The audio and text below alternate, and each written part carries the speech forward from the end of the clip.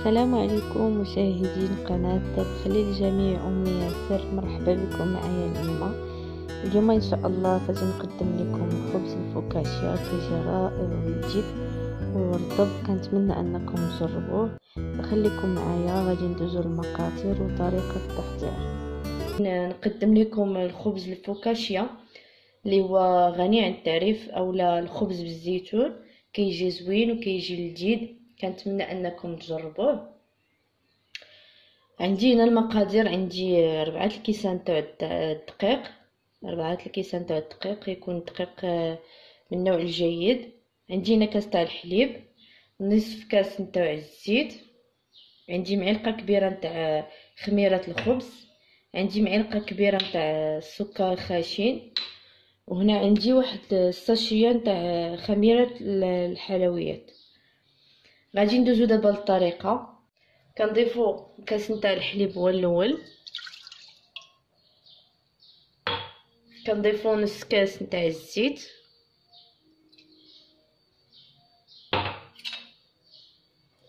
كنضيفو ملعقه تاع السكر الخبز، كنضيفو معلقه نتاع سكر سنيده. غادي نحركوهم واحد شويه حتى ينسجموا مع بعضياتهم.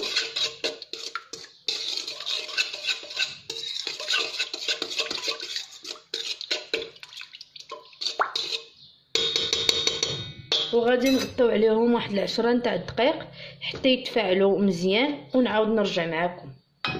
كنغطيوهم.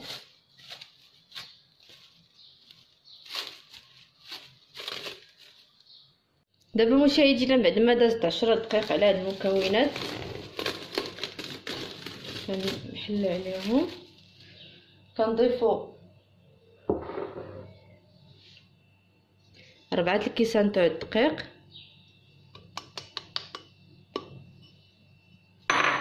كنديرو ساشيه تاع خميره الحلويات شويه، ما كتروش، جات واحد المعلقه صغيره، وكنضيفو القليل من الملح. دابا غادي ندوزو نخلطو هاد المكونات.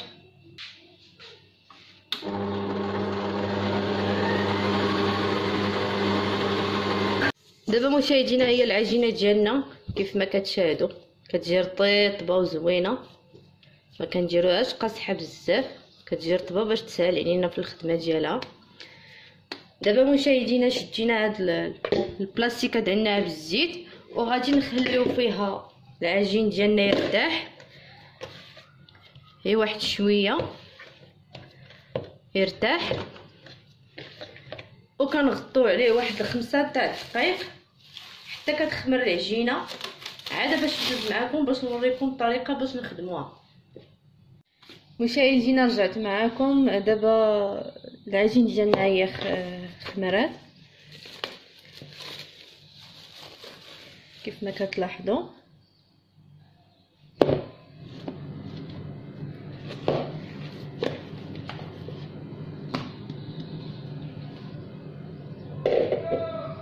غادي نقسموها ل3 ديال الاشكال.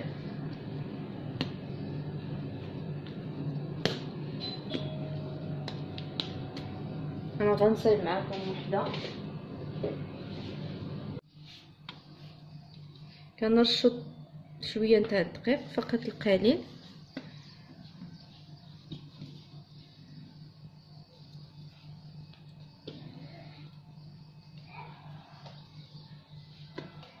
وكنعجنوها بحال شكل الخبز.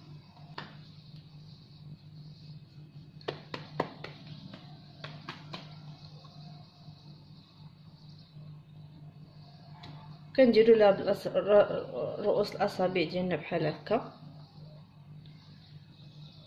انتي راه باقي غادي تخمر، غادي ملي نساليوها غادي نديروها تخمر ثاني عاد باش ندخلوها للفرن طيب. دابا كنضيفو لها الزيتون،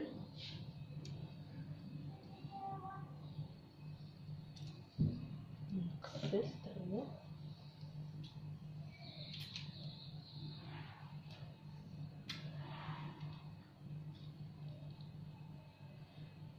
صدقوني البنات كتجي زوينه وكتجي خفيفه وهشيشه. ممكن انكم ترافقوها بالثوم حتى كطيب وكتقطعوها دي مورسو وكتحلوا هذوك لي مورسو. ممكن ديروا في وسطهم الثوم، ديري البيض والكاشير، كيبقى لك الاختيار. دابا مشاهدينا غادي نخليوها ترتاح على باش ندخلوها للفرن ونعاود نتلاقى معكم في شكل نهائي ديال الفوكاشيا ديالنا. وبهذا مشاهدينا هو شكل نهائي ديال الخبز الفوكاشيا ديالنا، كيجي رائع وزوين وهشيش. كنتمنى انكم تجربوه ويعجبكم. هو سهل جدا نديروه في رمضان في مائدة الافطار، علاش لا، كيجي رائع زوين. نقسم لكم باش تشوفوا الشكل ديالو كيجي.